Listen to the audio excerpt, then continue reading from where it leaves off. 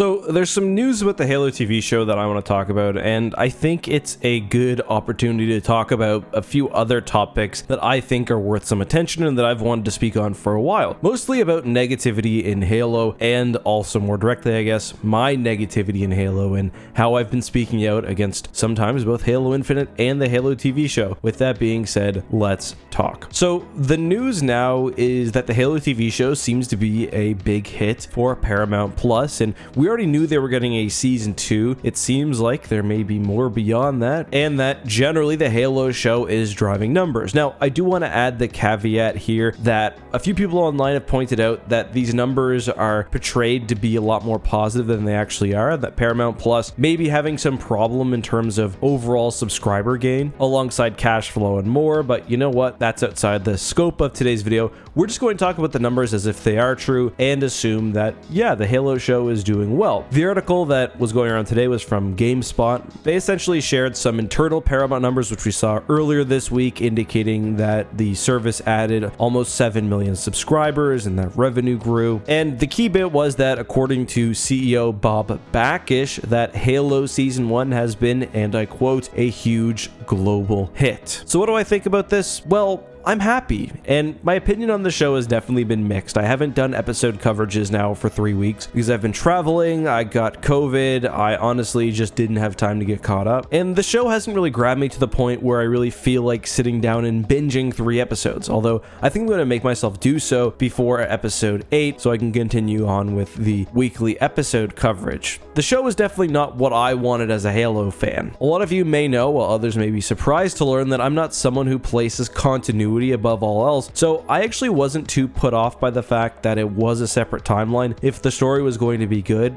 I would have been okay with that. My problem has been that the Halo TV show, as I discussed, and I don't want to get too into the weeds, doesn't really feel like it's matched the tone or the themes or just the overall feeling of the original lore and the original games, and that would have been okay, I think, if the differences in story and everything else were good enough to justify the change, but in my opinion, they have not been. The show has a lot of issues in terms of, as I said, tone, but also characters, stories, special effects at times, who they've chosen to focus on. But all of that notwithstanding, I personally am still happy that the show is doing well. I'm happy that it's resonating with Halo fans, and there's a few reasons for this. First of all, Halo isn't Star Wars, Halo isn't Marvel. This isn't something that has infinite number of tries to make live action content. I think if the Halo TV show had have totally flopped and there was no fan interest, then that would have been it, not only for TV shows in the future, but also movies and other really big projects not in the video game space. So I'm glad that's not the case. I hope the show continues to find success. I hope we get several seasons, and even if it ends off at some point, which obviously it will, maybe the door is still open then for future series,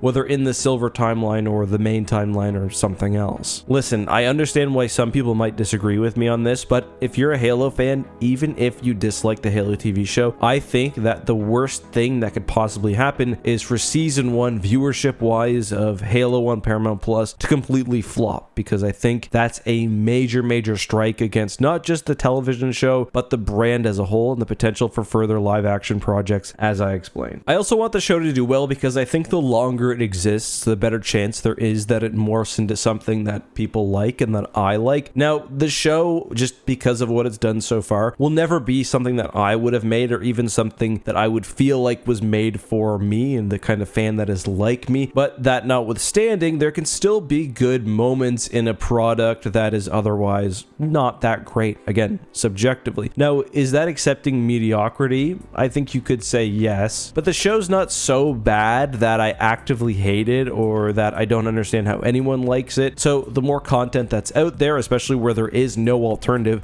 it's not like if this show is canceled, Halo Show B is going to pop up next week. That still means we'll get new moments, we'll get spaceship sauts, we'll get battles, we'll get everything else that has been good in the Halo TV show. So I guess that's what I'm looking for, and it has been fun to talk about these episodes on a nearly weekly basis. Alright, so that's my thoughts on that. I do want to talk about the second issue that I brought up in the introduction for this video, and that has been my general negativity towards Halo as a whole. I got a lot of feedback, both good and bad, after my last video, basically explaining that to me it feels like Halo Infinite is essentially dead in the water and that it's probably not going to be able to revive itself to its proper glory, at least without something really major and unexpected happening. And I guess the main accusations I got were that I only make Halo content because I can rage farm clicks, or that because I can make hateful or bad content which people will click on and I'll make a lot of money on, and that I rely on that to grow my channel. And frankly, that's not the case. I cover Halo because I care about Halo. Halo has always been my favorite video game series since I first picked up Halo CE in 2001. Halo Infinite was easily one of my most anticipated games of all time, and I cover it so much because it's something that I care about. It's a game that I really like and that I'm disappointed to see how it's being handled. When I make these kind of bummer videos, it's not because I want to make them or because I wouldn't rather make positive videos. It's because, to be honest, that's how I feel about Halo Infinite right now. You can contrast my various Halo takes. There have been times where I've defended aspects of Halo Infinite. After the game released, I think I gave a very fair breakdown and review of the campaign. I praised elements of the open world while also criticizing the removal of nicely structured and hyper-focused linear sections. I was pretty positive about the multiplayer. I've always been a huge proponent of how they worked gameplay into this one, just mainly complaining about the lack of content. I think that my opinion has changed and adapted and evolved depending on the state of the game, and more importantly, how 343 has addressed those beginning critical issues. I also do feel like I've had some controversial takes among some other Halo Infinite haters. For one, I think challenges are in a good spot right now. If anything, I think they're a little bit too easy.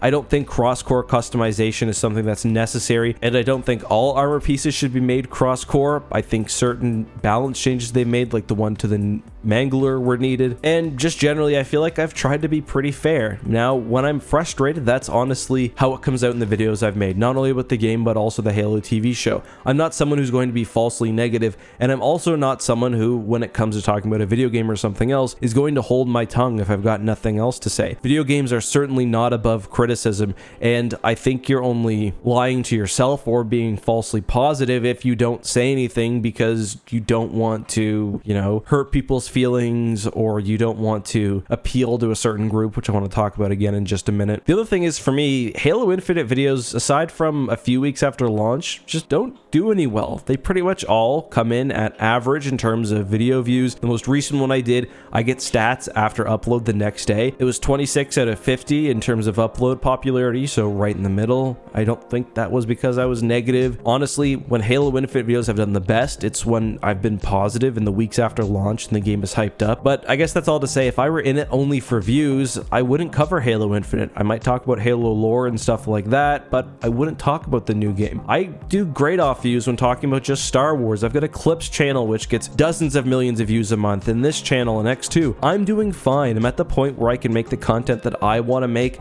I put out less content as well, which is really nice, and I just feel good about that. This is a similar comment that I got the other week when it came to my Clips channel, X Clips. People were saying that I am trying to court the fandom menace or Star Wars hate groups or whatever because I make titles which are negative about the sequels, and that's just not the case. I make titles based on how I feel. I make videos that I want to make based on how I feel about a piece of media as a 30-year-old man. Overall, it feels like people are taking all of this way too serious when it comes to online reactions to their favorite things, whether they're video games or movies, and that's not just people who are overly positive as well. It's pretty obvious to say that some people are also completely deranged when it comes to things they don't like, whether it's harassing the actors of the Halo TV show or whatever else. So I don't know, bit of a rambling video, kind of my thoughts though. Let me know yours down below. Until next time, be safe, have a good one, and may the Force be with you.